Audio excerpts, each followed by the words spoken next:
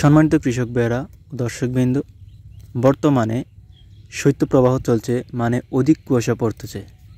এই অধিক কুয়াশা বা এই শৈত্যপ্রবাহ থেকে আপনারা কীভাবে ধানের বীজতলায় পরিচর্যা করবেন এই নিয়ে বিস্তারিত আলোচনা করব।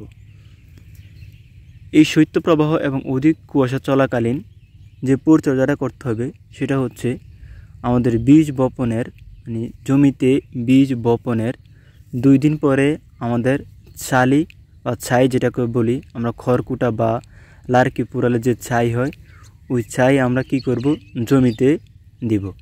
ওই ছাই আমরা জমিতে সম্পূর্ণভাবে আমরা ছিটিয়ে দেব। দ্বিতীয়ত হচ্ছে আমাদের জমিতে 2 থেকে 3 সেন্টিমিটার পানি ধরে রাখব এবং বিকালে দিলে পরবর্তী দিন সকালে আবার তা আমরা সরিয়ে ফেলব। এভাবে আমরা কি করব, দৈনিক বিকেলে পানি দেব এবং সকালবেলা পানি ছেড়ে দেব। এবং তৃতীয় যে কাজটি করতে হবে তা হচ্ছে, যদি সম্ভব হয় তাহলে পলিথিন শেড দিয়ে রাতের বেলায় বীজতলা ঢেকে রাখতে হবে। যদি আমরা রাতের বেলায় পলিথিন শেড দিয়ে বীজতলা ঢেকে রাখি তাহলে যে কুয়াশা, এই কুয়াশা থেকে আমাদের যে বীজতলা যে চারা তা থেকে আমরা রক্ষা পাবো। এতে করে কি হবে, যে বীজতলার যে চারাগুলো তা সাদা হবে না যদি আমরা পলিথিন দিয়ে ঢেকে রাখি।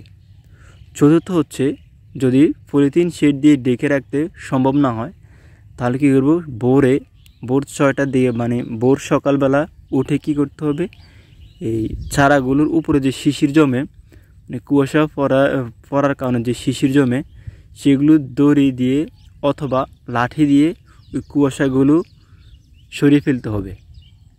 রশি কিংবা লাঠি দিয়ে এই শিশিরগুলো সরিয়ে ফেলতে হবে।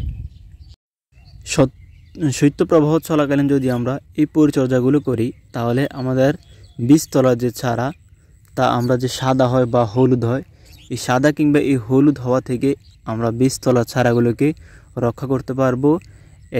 আমরা এই পরিচর্যাগুলো করার ফলে আমাদের বীজতলা চারা সাদা হবে না।